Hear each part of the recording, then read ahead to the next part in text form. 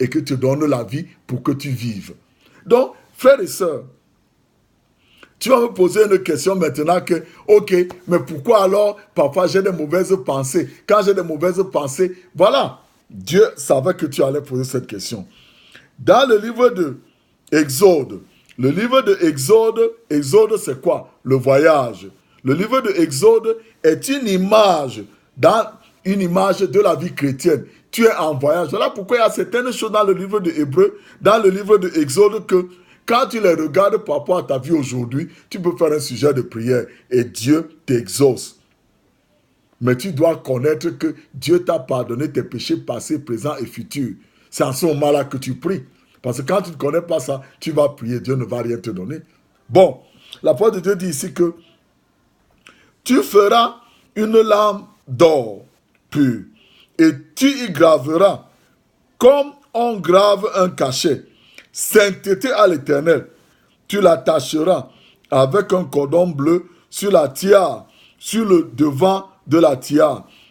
Elle sera sur le front d'Aaron, et Aaron sera chargé des iniquités commises par les enfants d'Israël en faisant toutes leurs saintes offrandes. Elle sera constamment sur son front devant l'Éternel pour qu'il leur soit favorable. Qu'est-ce qu'il dit ici? Il dit que quand les enfants d'Israël, que ce soit toi et moi, tu apportes ton paquet, ton offrande devant Dieu, tu veux lever les mains pour louer l'Éternel, tout de suite, tes yeux te disent que, oh, regarde la sœur à ses aisselles. Tu dis, oh, oh, comment? Je ne peux plus lever les mains. J'ai péché. J'ai regardé les aisselles de la sœur là. Oh, j'ai regardé ceci, cela. Oh, oh, j'étais fâché hier contre quelqu'un. Non, Dieu ne te regarde pas pour ça. La parole de Dieu dit ici là, ce n'est pas moi, c'est la parole de Dieu. Il dit ici là que quand Aaron porte ça dans l'Ancien Testament, ça c'était l'image de Jésus-Christ. Aaron était le grand prêtre. Alors, Aaron porte ça sur son front. Sainteté à l'Éternel. Ça veut dire que quand Dieu, il dit bien que Aaron sera chargé des iniquités commises par les enfants d'Israël en faisant leurs offrandes. Il dit que comme Aaron a ça, quand il regarde Aaron, comme c'est lui qui vient apporter les offrandes devant Dieu, c'est Aaron que Dieu voit.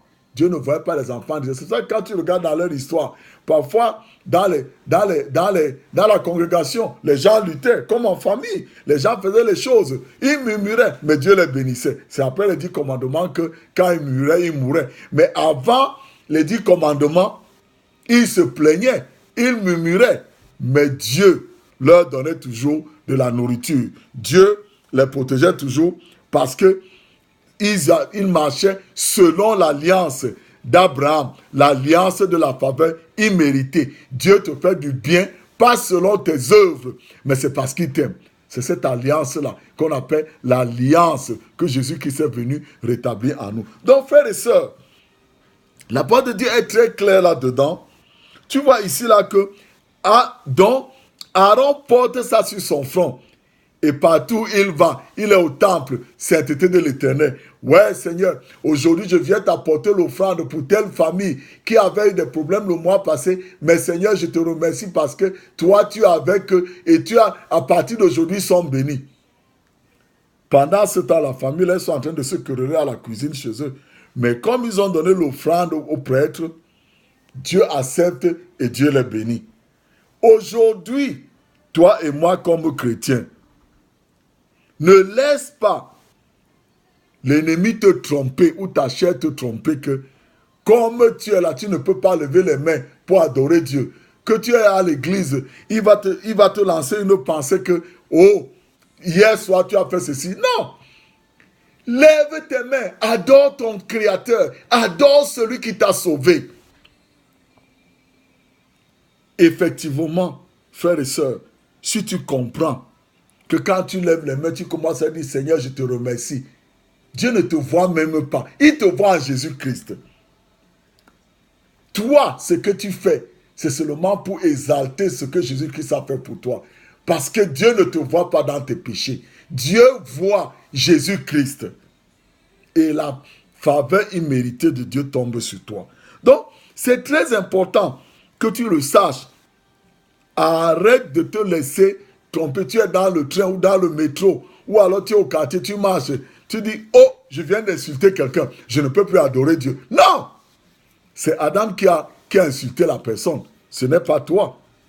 Jésus-Christ est en toi. Quand tu dis, je suis la justice de Dieu en Jésus-Christ. 2 Corinthiens 5, 17. Il dit que tu es une nouvelle créature.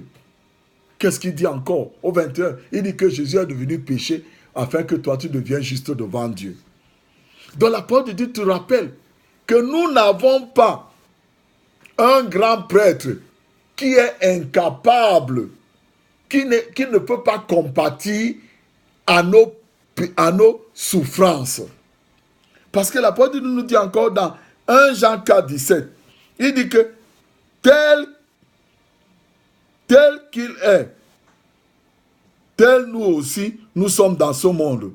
C'est en cela que l'amour est parfait en nous, afin que nous ayons de l'assurance au jour du jugement. Il dit que tel que Jésus est maintenant à la droite de Dieu le Père, c'est comme ça que nous sommes dans ce monde. Frères et sœurs, je ne sais pas si tu as un cas dans ta vie. Demande toi-même. Parce que Jésus a apporté toutes les mauvaises choses-là. Sa mort et sa résurrection prouvent que tu n'es plus dans ces choses. Tu n'es plus dans cette maladie. Tu n'es plus dans ces malédictions. Comme tu n'es plus dedans, Jésus-Christ a tout porté. Jésus a tout porté.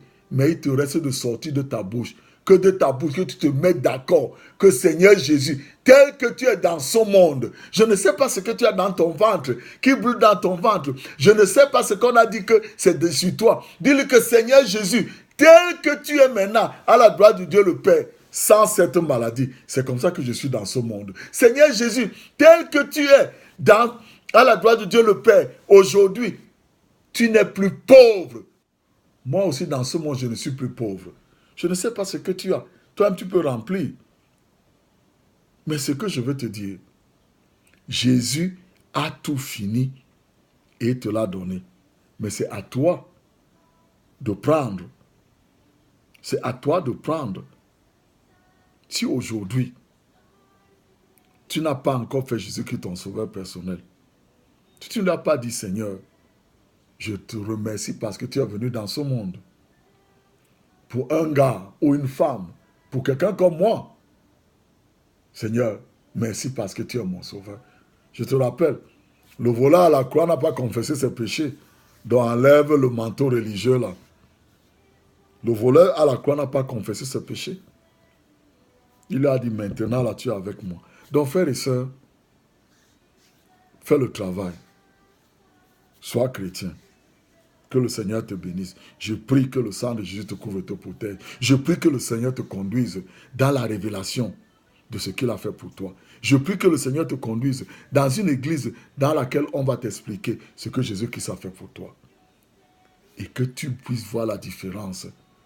Que tu puisses voir la différence. Et que toi-même tu vois ce que Jésus-Christ a fait pour toi. Que le Seigneur te bénisse.